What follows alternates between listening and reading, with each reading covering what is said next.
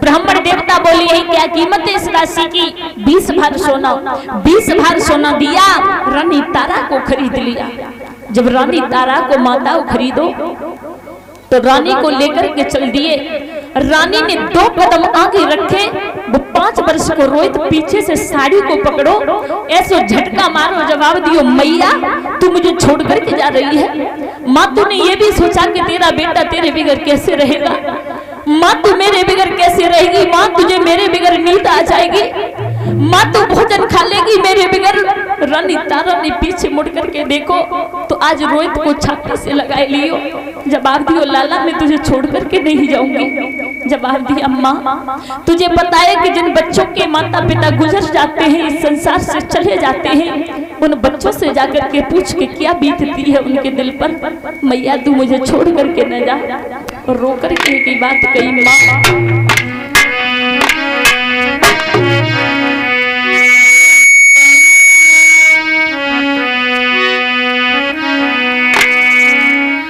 वो कितनी भोरी है, तू कितनी प्यारी है, और प्यारी प्यारी है। ओ माँ, ओ माँ, ओ माँ, ओ माँ।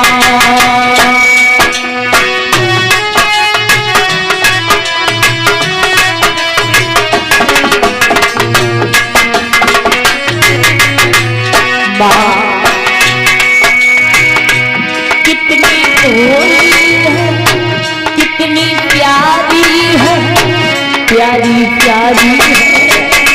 ओ माँ, मेरी माँ, मेरी माँ, मेरी माँ।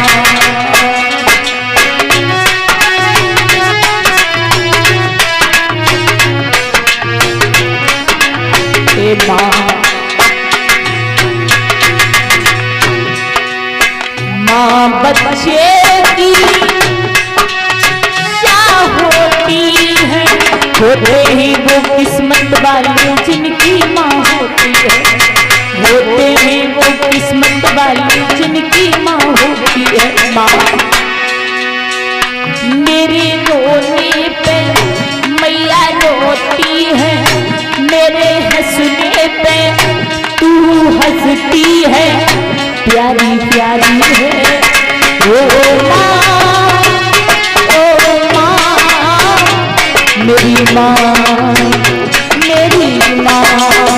ओ माँ, ओ माँ, ओ माँ, ओ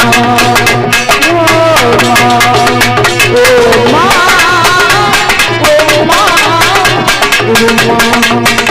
ओ माँ तू मुझे छोड़ करके जा रही है। रानी तारा ने ब्राह्मण देवता के चरण पकड़ लिए। ये ब्राह्मण देवता मैं तुम्हारा दुगना काम करूंगी, लेकिन मेरे बेटे को भी खरीद लो। ब्राह्मण देवता को दया आ गई। माता 20 भार सोना दिया, रोहित को खरीद लिया। थोड़ी देर में देखा कालू मेहतर चला आ रहा है। क्या कीमत है? जवाब दिया है इस दास की कीमत है 20 भार सोना। 20 भार सोना दिया, राजा हरिश्चंद्र को खरीद लिया। जैसे ही राजा हरिश्चंद्र को खरीदा है, रानी तारा ने चरण छुए और जवाब दिया महाराज जहां पर भी रहना सत्य को मत छोड़ना। ठीक है रानी, बेटा का ख्याल रखना है महाराज, चिंता न करो। आज रानी बोली महाराज क्या पता था कि एक दिन वो होगा कि मैं तुमसे जुदा हो जाऊंगी और तुम मुझसे जुदा हो जाओगे। आज राजा हरिश्चंद्र बोले रानी सब समय की बात है, समय के आगे किसी की पेश नहीं जाती है, समय बहुत बड़ा बलवान होता है, चिंता न करो। आज राजा हरिश्चंद्र पहुंचे हैं कालू मेहतर के यहाँ परिषद महाराज। रानी तारा बेटा रोहित पहुंचा है ब्राह्मण देवता के घर। रानी भोजन बनाती है, बेटा पूजा के लिए पुष्प लेकर के आता है। राजा हरिश्चंद्र को कालू मेहतर ने अपने पास में बुलाया और जवाब दिया क्यों, क्या तेरा नाम है? देखिए परिषद महाराज, समय के आगे नाम भी बदल जाते हैं। आज नीचे को गर्दन की है। राजा हरिश्चंद्र ने जवाब दिया, मालिक मेरा नाम हरिया है, मुझसे हरिया कहते हैं। अगर इसी राजा को कोई पूछता था तो ये राजा क्या कहता था कि मेरा नाम चक्रवर्ती सम्राट महाराज हरिश्चंद्र है। अगर लिखा जाए तो एक लाख भर जाएगी, लेकिन राजा ने नीचे को गर्दन करके कहा, मालिक मुझसे हरिया कहते हैं, मेरा नाम हरिया है। हरिया, हाँ, गलियों की सफाई करनी है और जल भर के लाना है। ठीक है मालिक। एक दुकानदार से कह दिया कि जो भी ये कुछ खाए वो देते रहना। ठीक है। जिस समय परीक्षित महाराज राजा हरिश्चंद्र भोजन करने के लिए बैठे हैं तो विश्वामित्र को चैन नहीं है, भिखारी का रूप धारण किया और आवाज लगाई, भैया आज मुझे 5 दिन हो गए भोजन नहीं मिला। राजा हरिश्चंद्र बोले, मुझे तो 2 ही दिन हुए लेकिन इससे 5 दिन हो गए, ले भैया तू खा ले। अपना भोजन दे दिया। दूसरा दिन हुआ कुत्ते का रूप धारण कर लिया, तीसरा दिन हुआ बिल्ली का रूप धारण कर लिया।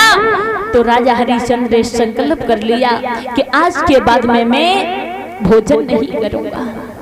जब राजा हरिश्चंद्र ने संकल्प कर लिया है कि मैं भोजन नहीं करूंगा, तो राजा हरिश्चंद्र जिस समय जल भरने के लिए गए हैं, परीक्षित महाराज घड़े को भर तो लिया है लेकिन भुजाओं में इतना बल नहीं है, इतनी ताकत नहीं है जो उठा करके अपने सिर पर रख ले।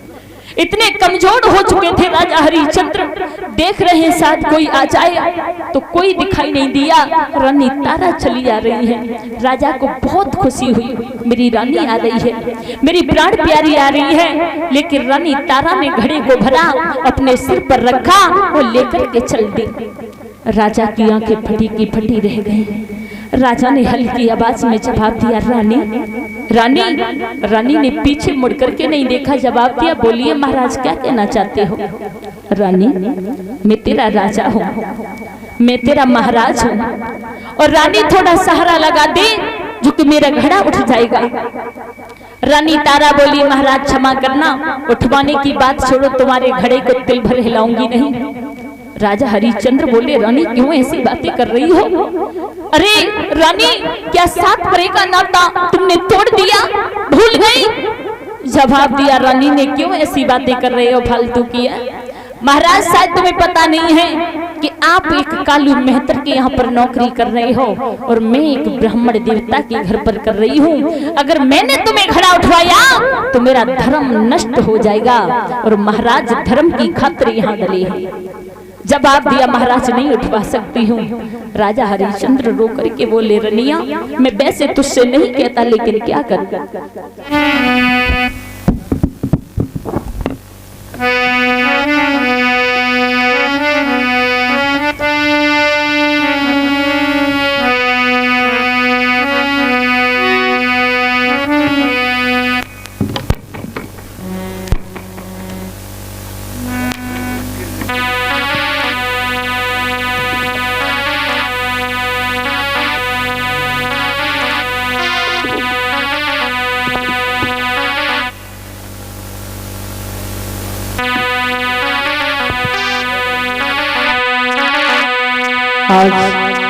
राजा हरिश्चंद्र बोले, ओरी रनिया, गिरनिया उठवाई दे गगरिया मेरी जलती करनी।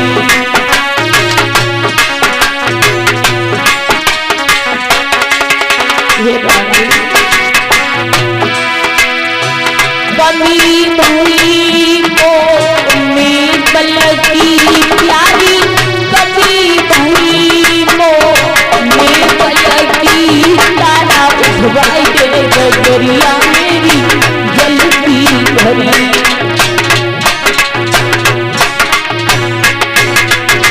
जवाब दिया, रानी काफी दिन हो गए मैंने भोजन नहीं किया, मेरे शरीर में इतनी ताकत नहीं है जो घड़े को उठा करके अपने सिर पर रख ले। रानी थोड़ा सा सहारा लगा देना। रानी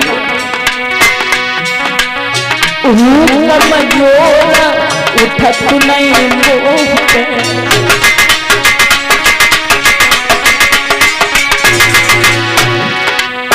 है विश्वासियों तारा तो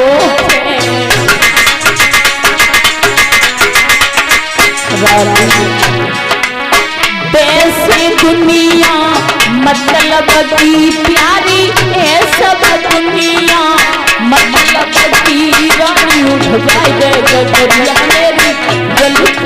हरी।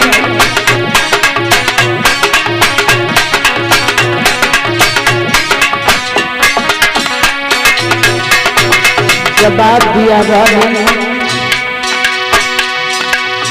अरे कई दिना से पेट भरो ना, अरे पाए सब कर्म परंतु मरो ना,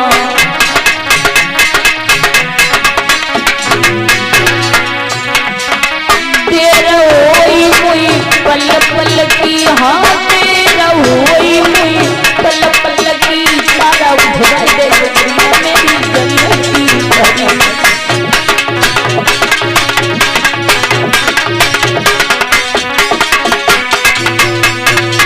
राजा हरिश्चंद्र बोले, ओरी रनिया मेरी बोझाओं में बल नहीं है, वो ताकत नहीं है जो उठा करके अपने सिर पर रख ले, थोड़ा सहारा लगा दे तो ये घड़ा उठ जाएगा। रानी अरे कर कर जोर हार गए भुजबल, गड़ा सके नसीब पहुंचाए, तब हाथ जोड़ी की कही तारा से, तारा गड़ा निकटे उठ भाई।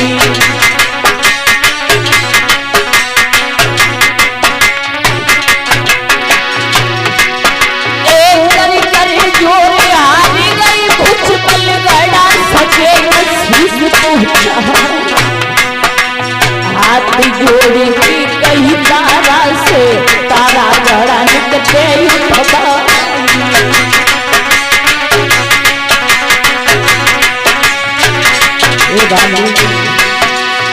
कहीं बिना लगे न रानी अन्न मिलो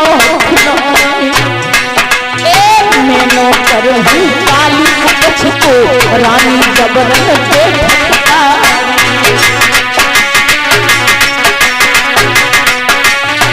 राजा बोलो, राजा रनिया दुर्बल बहु शरीर, तारा दुर्बल बहु शरीर, अन्न दिन बहुत दिना बीते, तारा दुर्बल बहु शरीर, अन्न दिन बहुत दिना बीते।